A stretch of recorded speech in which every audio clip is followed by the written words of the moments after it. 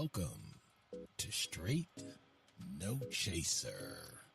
So grab a glass and join your hosts, your girl MBZ, Thin Bad, and the Chief.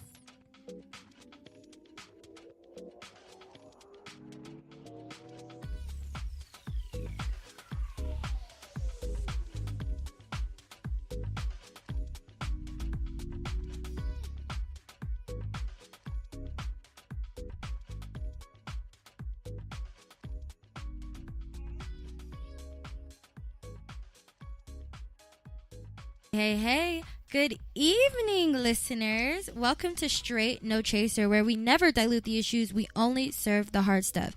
It's your girl, Ambeezy, and as always, I am joined by my fabulous co-hosts, Thin Bad. Hey. And the Chief. Hey. So tonight, it's all about the kids. If you really love kids, as entertainers and athletes proclaim all the time, I hope that you'll pay very close attention. Now, growing up is a tough job, and America is a tough place to grow up. Many of us can recall the days of our youth. Some of the memories are incredible, and others are terrible, downright horrific. We can all remember that bully in the third grade or the horror of acne and, of course, the time-honored tradition of your first high school crush. For many, these events are a rite of passage, but for others, these incidents literally became a life or death situation. Teen suicide is a heartbreaking and traumatic situation that no family should ever have to experience.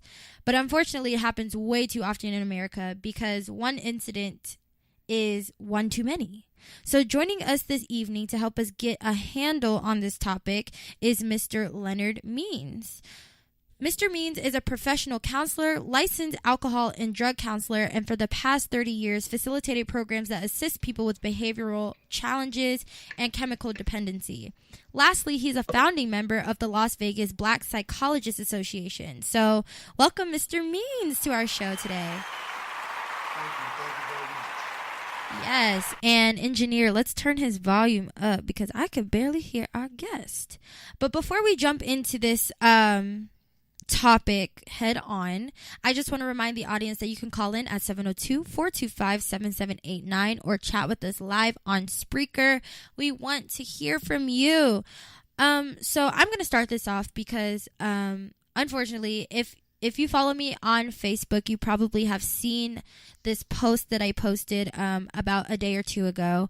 But when I was 18 years old, I was given the opportunity to be an assistant cheer coach at LA High School in Los Angeles, California, along with my mentor, Miss Virginia Watson, daughter of Johnny Guitar Watson. She was the head coach, and I was helping her as assistant coach because I had a background in cheer. And we basically built the program from the ground up. And that year was probably the year that I was the closest to the squad because I was there. I built the program. I helped build the program, rather.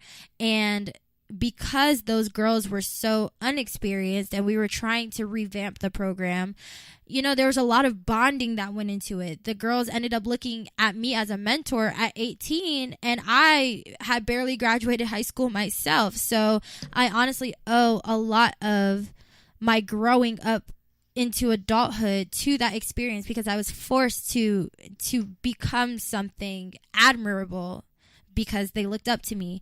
And I just found out within these last couple of days that one of my cheerleaders, my former cheerleaders, committed suicide.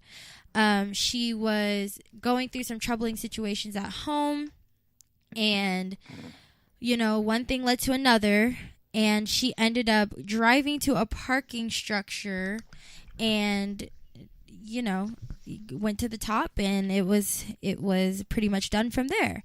So I am really, really, really emotionally invested into this subject today. And as you all may also know, I am an on-air personality on 88.1, the 702 Wake Up Crew, and we actually reported a couple of weeks ago that there has been a recent spike in teen suicides in Nevada, but it also follows a national trend. So there's been a spike in teen suicides all across America, and I'm really just having trouble grasping this. I'm honestly speechless, and so I'm glad we're having this discussion because I'm trying to understand myself while giving some statistics and trying to offer, what I've seen. But I want to start with the obvious question, and I want to direct it to our guest, Mr. Means, since that's why we have him here. So the obvious question is why? Why do things like this happen, and what are usually the symptoms that lead up to these suicides? Well, before I go into that, let me just give you a few statistics. One of the things you mentioned. Hey, Mr. Means, do us a favor, talking to your mic just a little bit more. We're having problems hearing you. Understood. Can you hear me now? A little bit louder, and then I think we got you. How's that? Okay, we'll work with it. That's a lot better. Yeah. Okay. Well, where I was going with that is that you already mentioned that suicide or teenage suicide is on the rise, and so is the frequency of depression and anxiety. And so those are two of the major symptoms that lead to teenage suicide. And what it requires is for, and I'm hoping that this is the case tonight, that there's some awareness that is necessary for parents, peers, teachers, coaches, anyone who lives or works with these teenagers. Some of the statistics and the warning signs are that, one, the children are, and this is very important, children are more cloistered these days. They're more in their room. They don't come out to play. So they tend to have their own thoughts that they aren't sharing with anyone else. And so that's one of the bigger things. The statistics indicate that suicide is the leading cause of death among young people 10 to 24 years old. Wow. Another statistic would be that 17% of high school students have seriously considered suicide, and 8% have made failed suicide attempts during the previous 12 months. So it coincides with some of what you're hearing both locally and nationally. It indicates, one indication is that suicide rates for girls between the age of 15 and 19 has doubled between the years of 2007 and 2017. And that is a 40-year high. Wow. For male teens, 15 to 19, there was a 31% increase in suicide rates during that same period from 2007 to 2017. That's about 14.2 per 100,000. So, yeah, go ahead. Yeah. So with those statistics in mind, I guess they tell a very, very compelling story. And obviously this type of solution for young people is on the rise, unfortunately. So, I mean, from a symptomatic perspective, what are some of the things that a parent or guardian or friend can look for that may clue them in that their friend or their child is having some difficulty? It's a long list. It really is, and that's the sad part.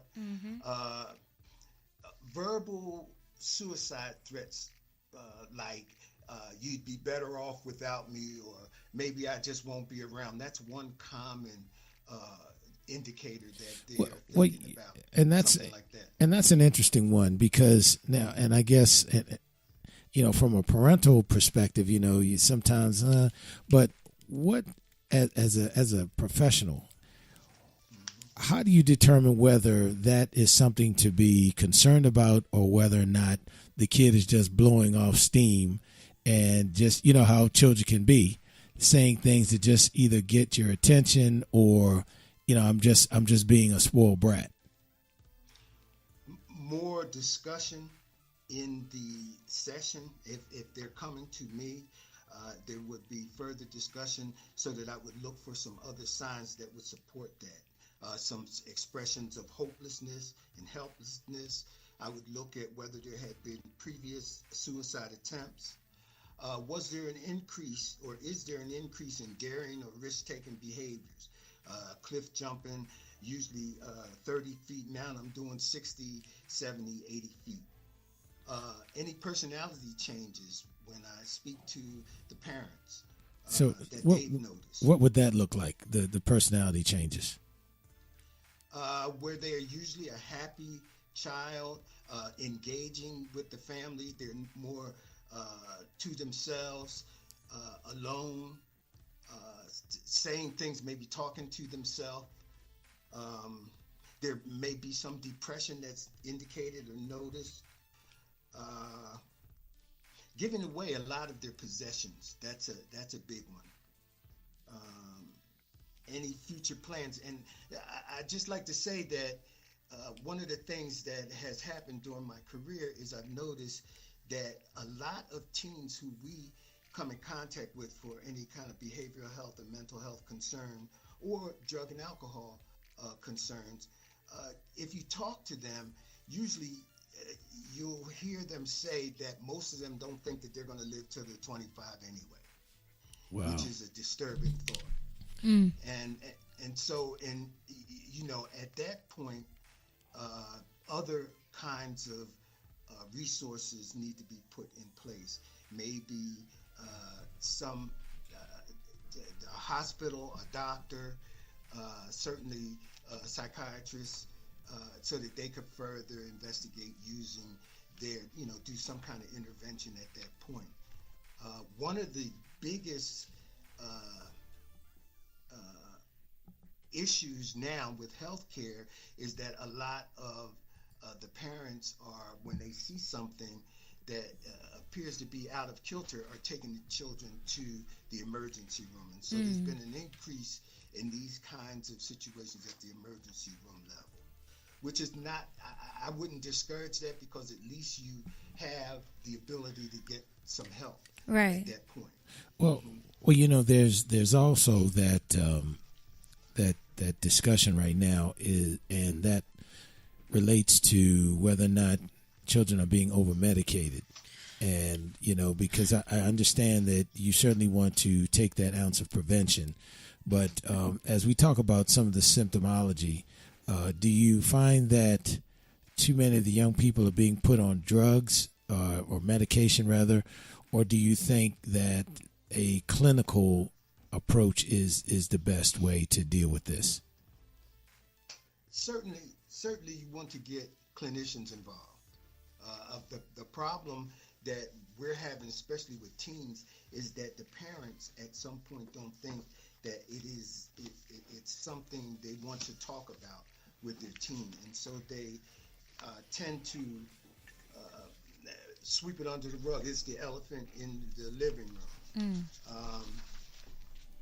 One of the concerns that I've noticed is that most of the children or adolescents who I talk to are depressed, and most of them have stressful relationship problems, whether it's at home or with some of their friends. This is when bullying comes in. Those kinds of concerns certainly can be handled on the clinical level with the clinicians, but at some point there needs to be some intervention by a doctor. I've noticed that some of the children, they do better with the medication.